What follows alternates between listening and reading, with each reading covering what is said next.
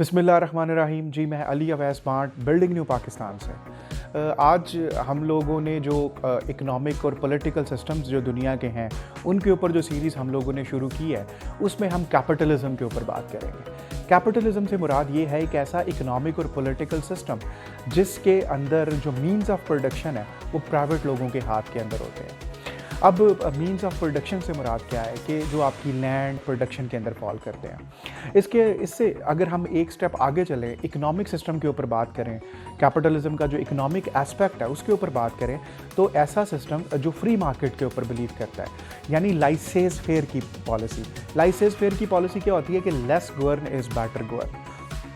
अगर classical capitalism में जाएं तो उसमें कहा जाता है कि गवर्नमेंट जो है वो जो इकोनॉमिक एक्टिविटी है उसमें किसी भी तरह से इंटरवीन नहीं करेगी। अब थोड़ा सा आगे आए तो पॉलिटिकल एस्पेक्ट में बात करें तो कैपिटलिज्म डेमोक्रेसी के ऊपर बिलीव करता है। उसको ये लगता है कि जैसे एक इकॉनमी को, फ्री इकॉनमी जो है वो बेहतर है, उससे चीज़ों को ज़्यादा बेहतर तरीके से चलाया जा सकता है। इस तरह वो पॉलिटिकल डायमेंशन के अंदर भी कैपिटलिज्म ये सोचता है कि अगर फ्री डेमोक्रेटिक तरीके से चीज़ों को चलाया जाए, लोगों के पास इख्तियारात हों, लोग डिसाइड करें, तो वो कैपिटलिज्म को ज़्यादा सूट करता है। और टोटलिटेरियनिज़म या ऐसी पार्टीज़ या ऐसे बंदे जिनके पास ओमनीपोटेंट पावर है, डिक्टेटोरियल रजीम्स, इस तरह की रजीम्स जो है वो इसका एंटीथीसिस है। इसके बाद अगर हम, और इसमें एक और भी एंगल है कि इसकी वजह से वो कहते हैं कि जो इकोनॉमिकल एस्पेक्ट स्टेट का है और जो पॉलिटिकल एस्पेक्ट है स्टेट का, इसके दरमियान एक बाइफर्केशन क्रिएट हो जाती है, एक डिवाइड, एक तकसीम क्रिएट हो जाती है, जिसकी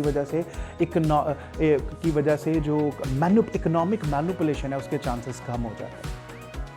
अब इससे अगर हम एक स्टेप आगे हैं, जैसे तो उसमें ये है कि अब बाद में जो कैपिटलिस्टिक कंट्रीज़ थे उन्होंने क्या किया कि उनमें कैपिटलिस्टिक कंट्रीज़ ने भी बाद में कुछ एंटी ट्रस्ट लॉज डेवलप किए। 19वीं सदी के आखिर में और 20वीं सदी के शुरू में जो कैपिटलिस्टिक स्टेट्स थी उन्होंने एंटी ट्रस्ट लॉज डेवलप किए, और उसका मकसद ये था कि गवर्नमेंट एक चेक रखेगी, गवर्नमेंट एक खास हद तक रेगुलेशंस को रखेगी, लेकिन उसका मकसद क्या होगा? उसका मकसद ये होगा कि पब्लिक गुड को इंश्योर किया जाए, कार्टेलाइजेशन को कर्ब किया जाए, और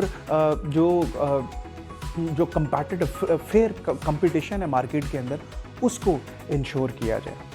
ये सारी चीज़ें थी। ये सारा जो कैपिटलिज्म था ये बुनियादी तौर के ऊपर एडम स्मिथ ने कहा कि जो मार्केट की फोर्सेस हैं उनको खुला छोड़ दिया जाए, और मार्केट की फोर्सेस स्पेशली जो डिमांड एंड सप्लाई है वो खुद मार्केट को ड्राइव करे, वो खुद मार्केट को पुश करे, और खुद सारी चीज़ें रीकैलिब्रेट और रीएडजस्ट इस हवाले से होती जाएंगी।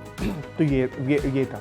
अब इसके कुछ लोग जो इसके ऊपर क्रिटिसाइज़ करते हैं सिस्टम के ऊपर, वो कहते हैं कि कैपिटलिज्म की वजह से कॉन्सेंट्रेशन ऑफ वेल्थ होती है, चंद हाथों के अंदर दौलत बहुत ज़्यादा समा जाती है। दूसरा, वो ये कहते हैं कि इससे सवेर क्लास सिस्टम क्रिएट होता है।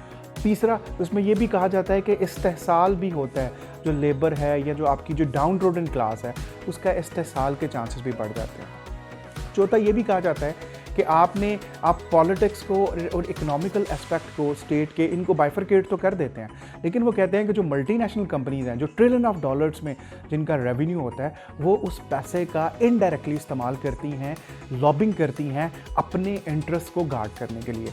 जो लोग इसके प्रोपोनेंट हैं, जो लोग इसके सपोर्टर हैं, जो लोग इसको पसंद करते हैं या इसको सपोर्ट करते हैं, उनके जो आर्गूमेंट्स हैं वो ये कहते हैं कि जो कैपिटलिज्म है इसकी वजह से बहुत ज़्यादा रेवेन्यू जनरेट होता है, बहुत ज़्यादा पैसा जनरेट होता है। दूसरा, वो ये कहते हैं कि कंपटीशन की वजह से जो है वो क्रिएटिविटी और इनोवेशन आती है, और जितनी भी तरक्की आई है दुनिया के अंदर, इसके पीछे एक बेसिक जो बड़ा मोटिव था वो कंपटीशन का एलिमेंट था, जिसकी वजह से हम एक्सेल करके यहाँ तक पहुँचे।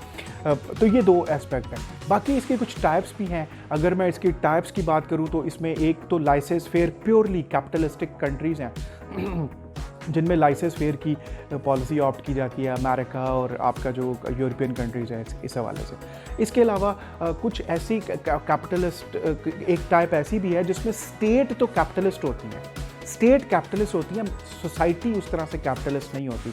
चाइना उसकी एग्जांपल है। उसके अलावा एक तीसरी किस्म है जिसको हम कहते हैं वेलफेयर कैपिटलिज्म, जिसमें जो कैपिटलिस्ट है वो भी बहुत ज़्यादा पैसा बनाता है और जो उनकी वर्किंग क्लास है, जो उनकी डाउन ट्रोडन क्लास है, उसके हालात भी बहुत अच्छे होते हैं। तो ये बुनियादी तौर के ऊपर हमने पूरा कैपिटलिज्म को स्केच करने की कोशिश की और हमने आपसे इसके जो लोग इसको क्रिटिसाइज़ करते हैं उन एस्पेक्ट्स को भी डिस्कस किया और जो इसके प्रोपोनेंट्स हैं उन पे भी बात की, ताकि आपको इस सारे फिनोमेना को खुद से रिकंसाइल करने में आसानी हो। अगर आप इस तरह की मज़ीद इंफॉर्मेटिव वीडियोस को सुनना चाहते हैं तो बिल्डिंग न्यू पाकिस्तान को सब्सक्राइब करें ताकि आप इस तरह की मज़ीद इंफॉर्मेटिव वीडियोस को सुन सकें। आपके टाइम का बहुत शुक्रिया। Thank you.